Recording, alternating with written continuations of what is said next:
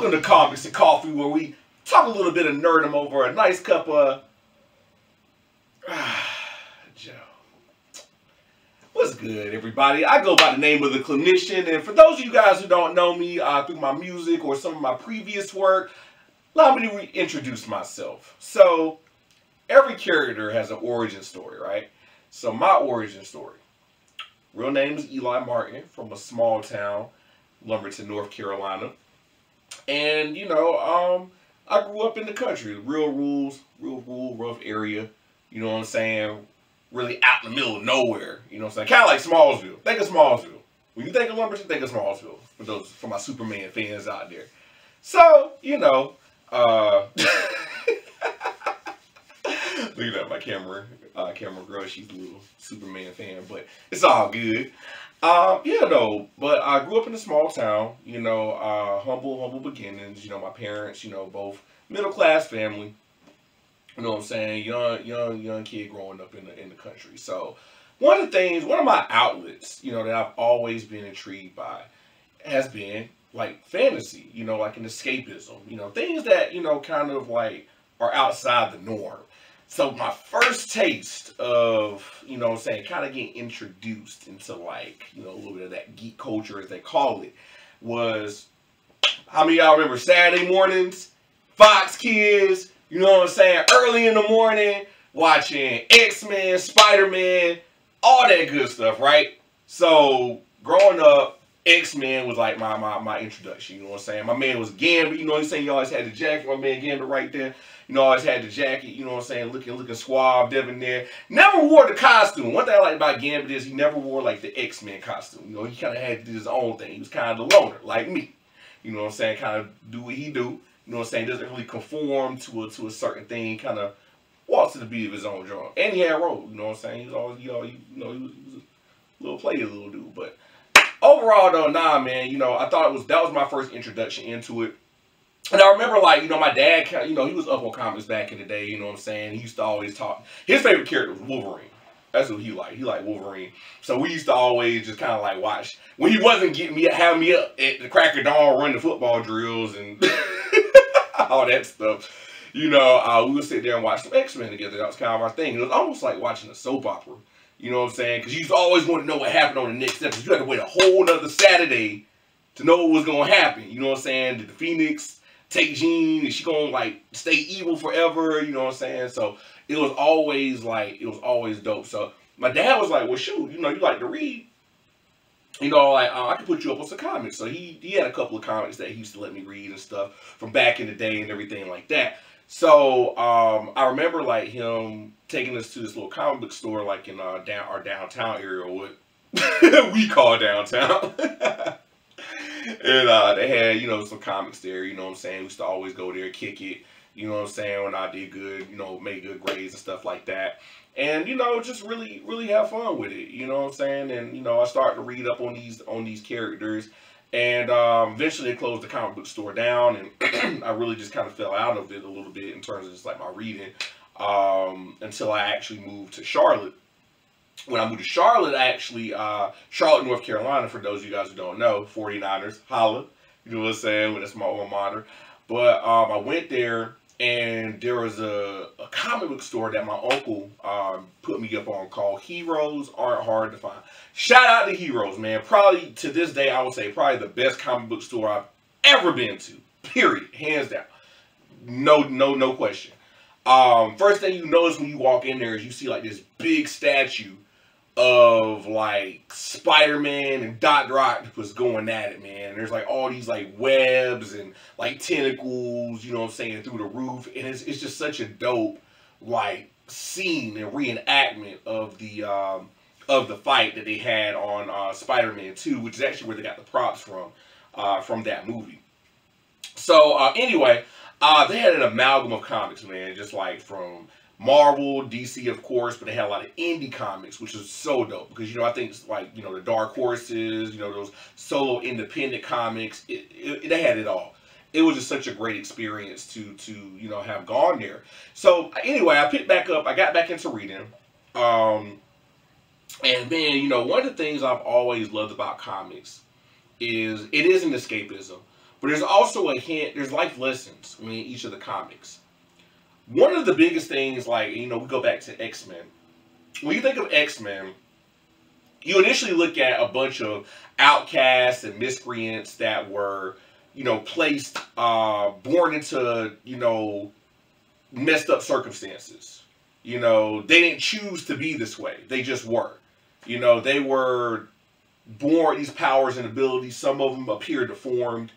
They look different with certain features, that stand out. Certain conditions that may cause a hindrance or an enhancement, in what they call the next stage of human evolution. That's why they're called children of the atom, right? So I remember going to like Heroes Convention, and I actually, RIP to Stan Lee, actually met Stan the Man himself. Stan Lee was at a Heroes Aren't Hard to Find convention, and it was so dope. One of the things, this was back, I would say, in, God, time flies. I'm not even going to tell you my age. But this was probably back in 2010, 2011.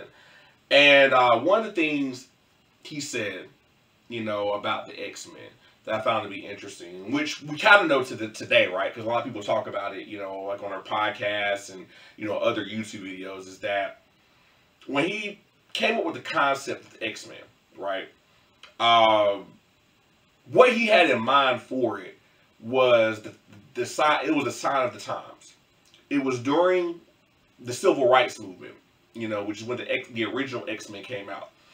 Where when you think of what I just said, those things in terms of being born a certain way, not choosing your lifestyle, being discriminated against, being treated as an outcast. I mean, it kind of fits along the lines of the Civil Rights Movement, where you had a lot of, blacks, that we were dealing with racism, or my ancestors were dealing with racism during that time. And, it was interesting because Professor X was actually inspired by Dr. Martin Luther King. And when he said that, I was like, dang, you know what?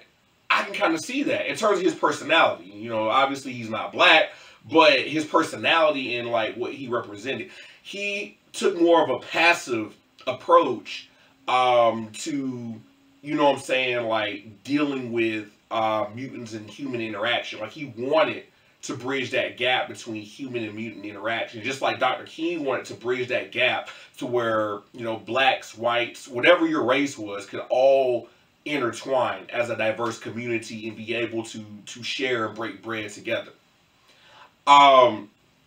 And I was like, man, that's so deep. Like, I didn't even, I mean, as a kid, you don't think about these things. You're just so into the comics and, the artwork and, Wolverine slicing up somebody, you know what I'm saying? You don't even really thinking about, like, the underlying conditions of, like, how deep this rabbit hole goes. And Magneto, do you know what Stan Lee said? He doesn't even consider Magneto to be a villain. I don't know if you guys know that or not, but I remember him saying this at the interview. He does not consider Magneto to be a villain. Magneto was actually inspired by Brother Malcolm X. When you think of Malcolm X and you think of Magneto, you can kind of see it. Like what is Magneto's whole drive, whole passion for living and carrying on? Is to embrace and empower his species of mutants. It's all about empowering his people and doing by any means necessary to basically fight the good fight. Now, if that means we got to get down and dirty and we got to like knock a few heads out, we got to go to war, you know what I'm saying? We're going to have to do that. Magneto was not afraid of that. And the more I thought about it, I was like, dang, you know what? Stan Lee, that dude really wasn't evil. And if you think about it, if you go back to the 80s, right, with the original Secret Wars, the Beyonder, basically for those, just to give a brief synopsis of the Civil War, spoiler alert, just a little spoiler alert, just a little. This being called the Beyonder wanted to test the difference between good and evil and who would actually triumph. He's this like vast cosmic being who could basically just do anything, multiversal abilities, you know, with warping, reality, distortion, time, space, all that. He basically took Earth superheroes and put them on a planet called Battle World. And he took Earth's villains and put them also on the same planet and divided them into two sides of the planet. And basically, he wanted them to go to war with each other to see who would win. Now, in the middle of that, you had the mutants, which had their base. So you had on one base, you had the good guys, which are like mostly your traditional heroes, your Avengers, your Spider-Mans, your Fantastic Fours, you know, all of them. Then you had the middle ground where you had basically where a lot of the mutants ended up hanging out at, which, you know, of course the mutants are evil, but that's where they were at. And then you had another base where all the villains, like your Doctor Dooms, your Doctor Octopuses, Enchantress, like, you know, Execution, I mean, not Scourge, Execution, I apologize. You know, Crusher Grill, you know what I'm saying, the Absorbing Man. Those people were like on that base, right? So in the middle you had the mutants. And Magneto, and the reason the mutants came to the middle base is because, again, they're always feeling like outcasts, even among the Avengers, which is why you had, what, X-Men versus the Avengers, because there's always been that blurred line between them. So anyway, Magneto was initially in this middle base. Why? Because Magneto wasn't evil. Magneto was like, yo, I'm not even on that type of time. I'm just trying to better my people.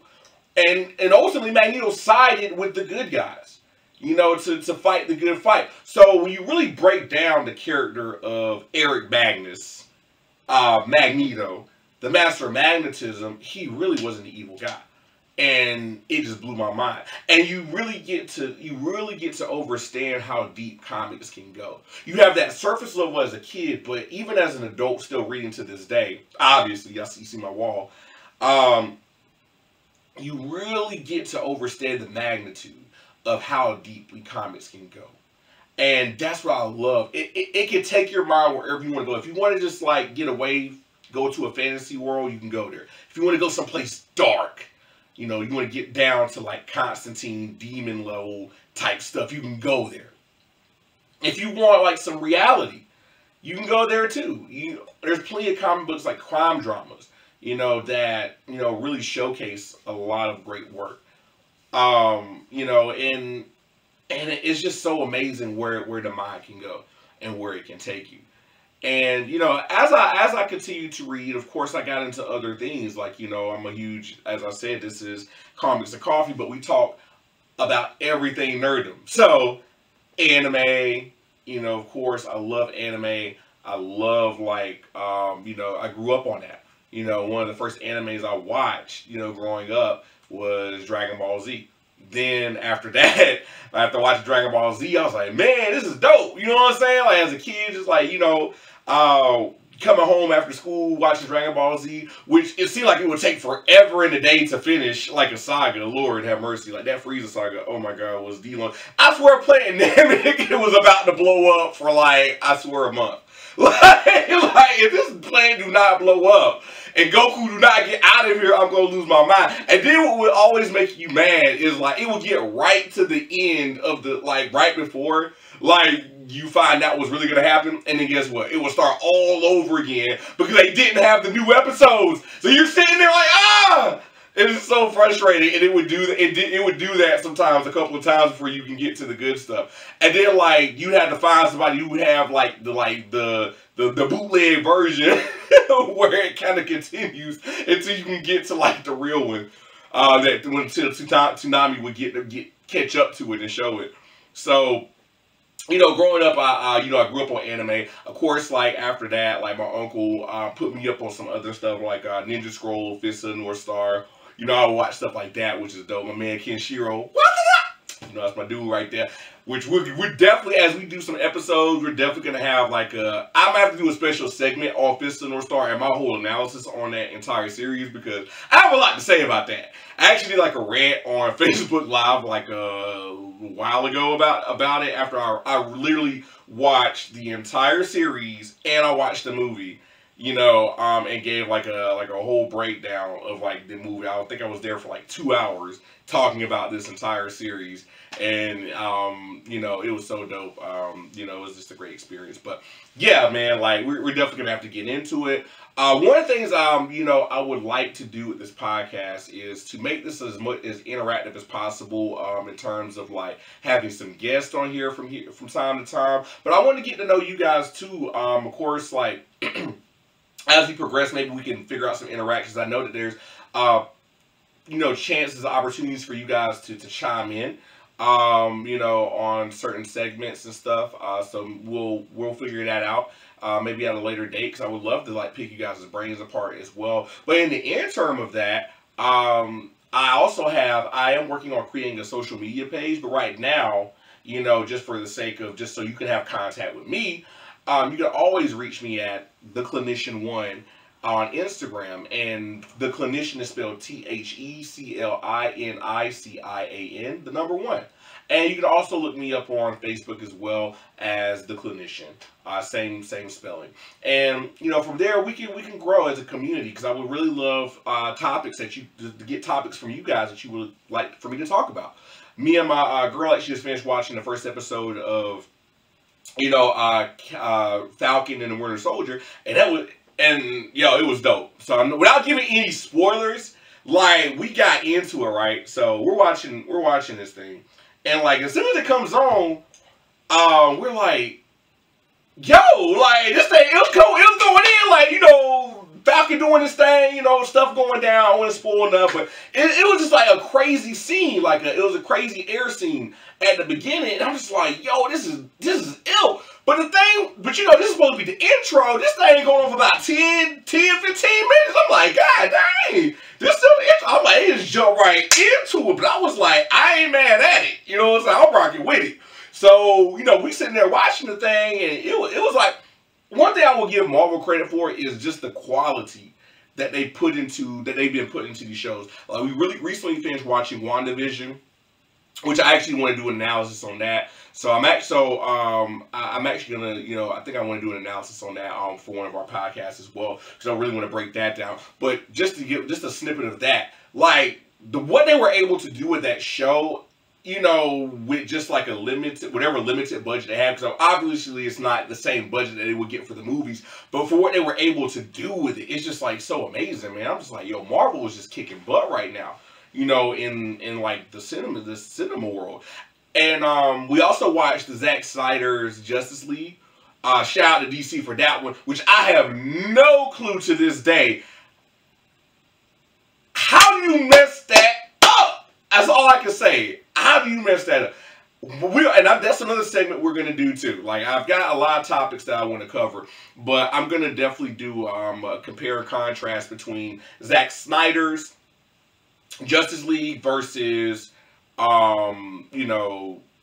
Joss Whedon's Justice League, which was the one we got in 2017. So, man, yo, it's crazy, but I'm loving the direction. What I will say is I love the direction that the comic book industry is going. One of the things I do like is I like the darker stuff too. I like the independent stuff. Like I like the Sin City. I like the Sin Cities. I like those gritty crime stories. So The Boys. I love The Boys. Man, that show. And then like my uncle was like, yo, you got to read the show is good, but he was like, yo, the comic book, man, they're on a whole other level with the buffoonery. They all about the shit. They all with the shits. Like it's crazy. So man, it's just an amazing dynamic that we have going on now as it relates to the comics, man. And one of the things I will say is that it's never limited. Now, as you guys can probably tell, I got like a Thor shirt, and you see my backdrop like with all these Thor comics. So guess who my favorite superhero is? And just take a while, guess. Right. Of course, it's the Thunder God himself, Thor. So my character of the day that I would like to present to you is the Mighty Thor.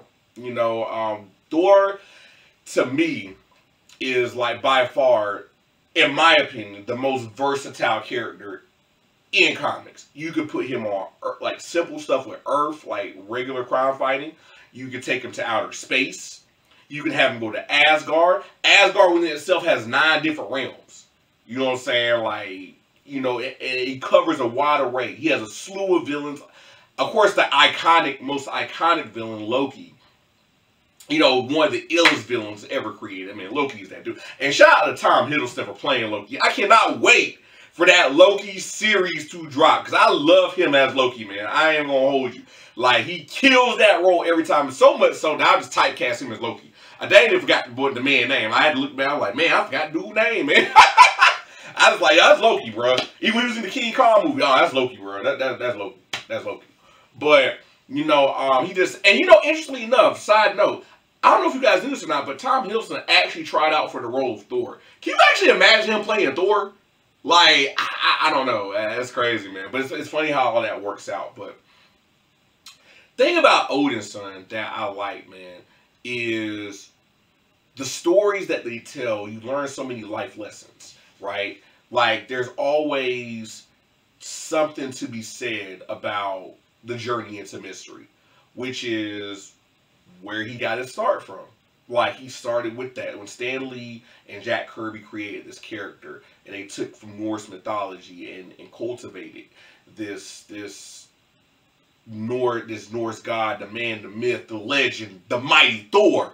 Like, they had, man, they just, I don't even know if they knew where this was going to go, but man, the dude is so ill.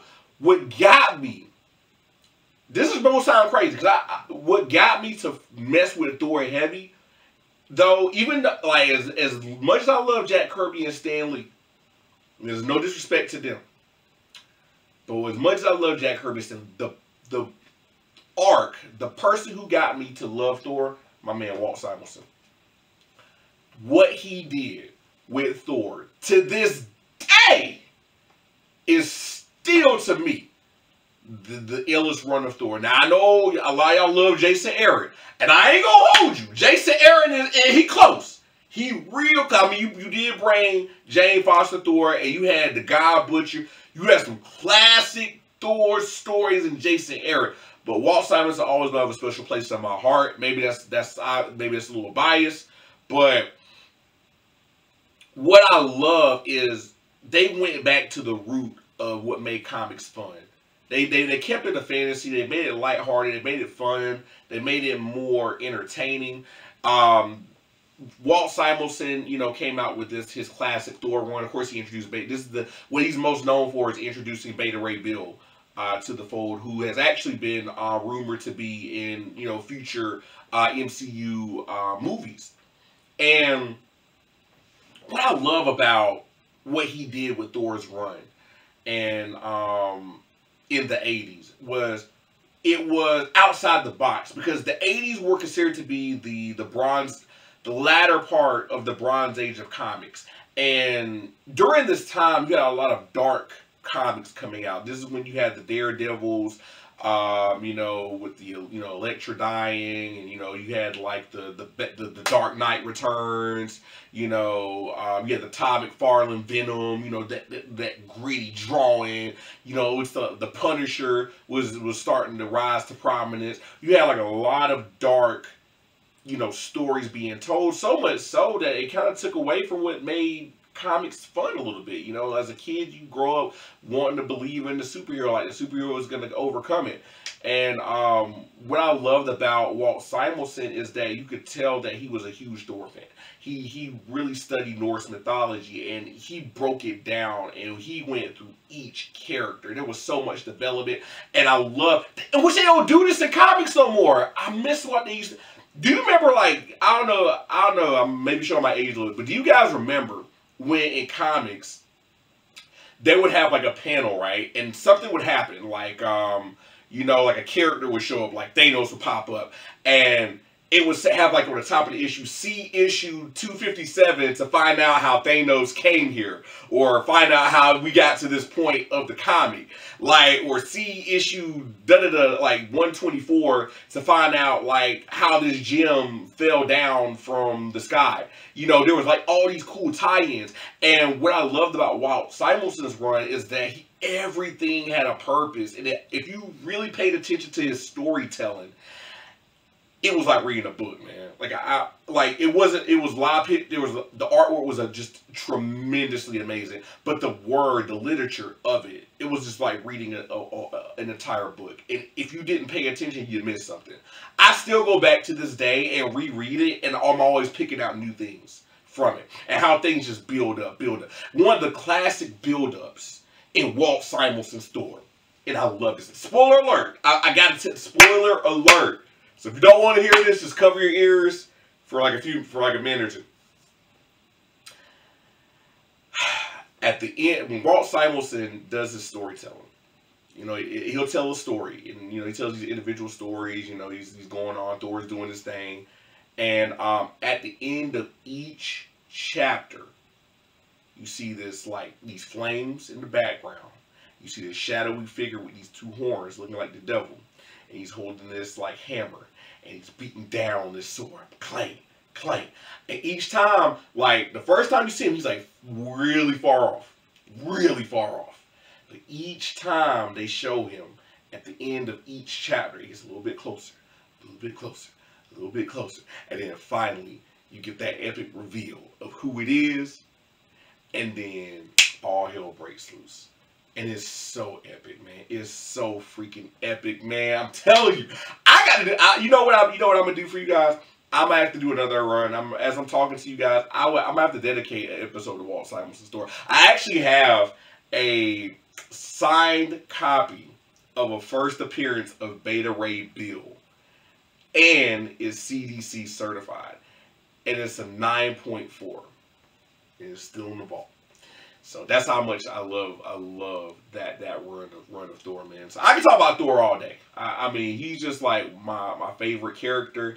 You know, I love his run. I love the work, the artwork. His stories to me are probably even to this day are probably some of the most consistent. Like I think, like, you know, you have a lot of stories sometimes that get convoluted. Like for example, X-Men. Love reading X-Men.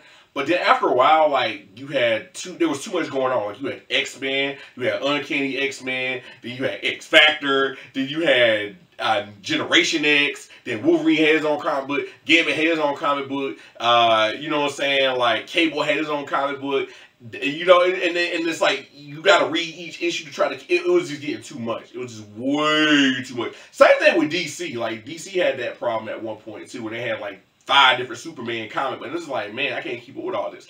So I like how Thor, for the most part, keeps it to one comic book typically, in terms of like the main canon story. There might be some little side stories here and there, but for the most part, he tries to keep it in one universe. And I've always appreciated that about the character. You know, and I just love it. You know, I just love the vibe of it. I love the feel of it, and it just makes a lot of sense. So, you know, just rocking with it, man. Just kind of reflecting back, man. I gotta catch up on some reading. You know what I'm saying? But you know, you get old, you get jobs. You know, it's just sometimes a little hard to do. You know, and you got to make time. But you know, it's always good to make time for things too.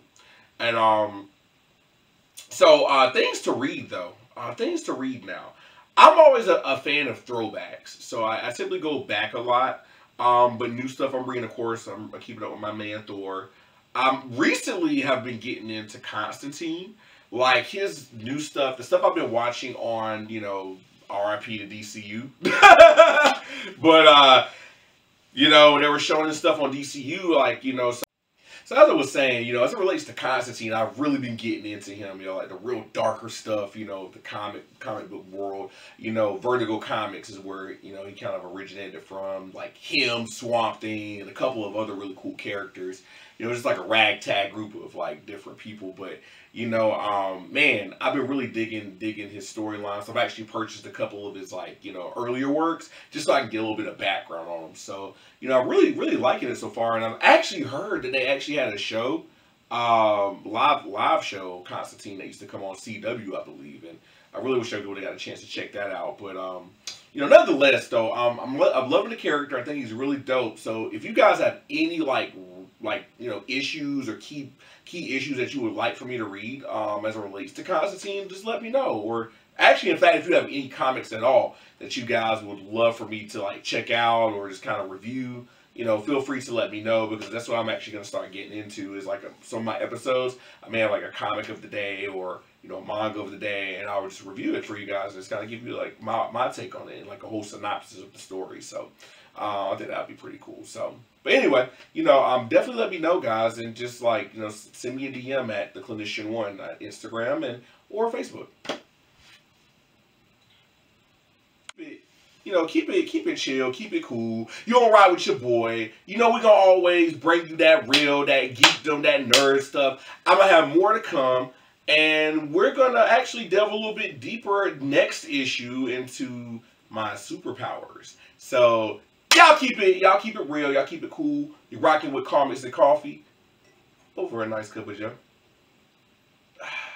Have a nice day.